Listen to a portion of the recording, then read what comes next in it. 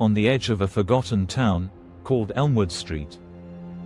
No one walks it alone. No one drives down it after midnight. Because every 10 years, someone disappears. Elmwood Street, where no one walks alone. Not kidnapped, not murdered, just gone. No body, no trace, no answers. They call him the missing man. They say you can hear him right before it happens. A slow voice behind your ear, whispering your name.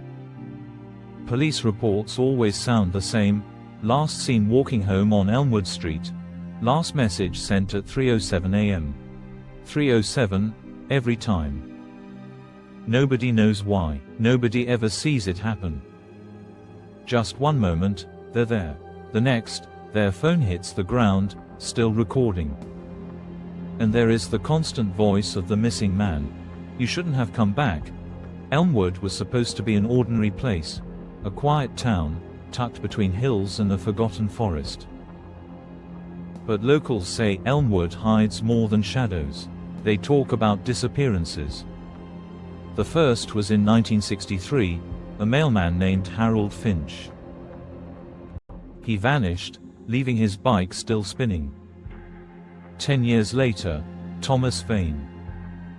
His wife said he woke at 3 a.m., stared out the window, whispered, "He's calling me," and walked out the door. He never came back. They say it happens every decade. And every time, the street remembers. Mara Vale. A journalist. A skeptic. And a woman with a reason to come back.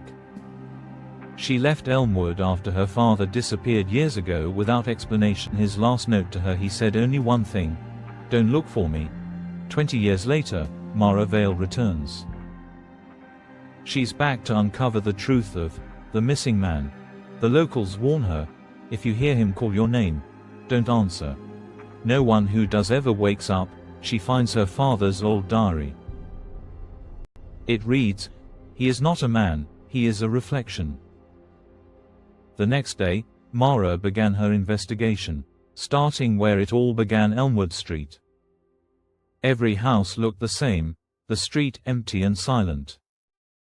Mara recorded the street. At 3:07 that night, her recorder glitched.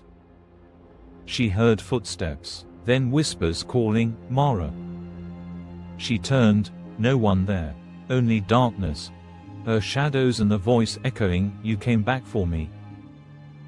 She ran. When she finally made it to her motel, she watched the footage. The reflection in the store window beside her wasn't hers. It was her father's. That's when she realized, the missing man wasn't after strangers. He was after her. Mara tried to leave Elmwood. But at a gas station, the attendant froze.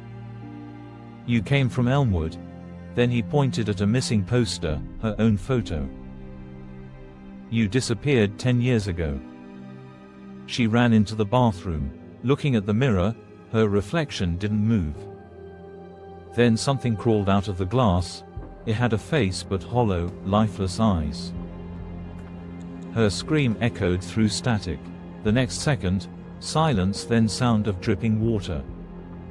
Long before Elmwood houses, there was an orphanage.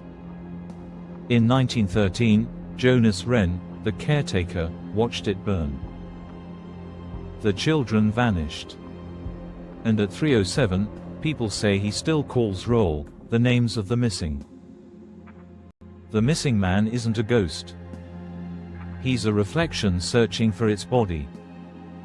Every 10 years, he finds one of the descendants of those who escaped the fire. Their face becomes his mask.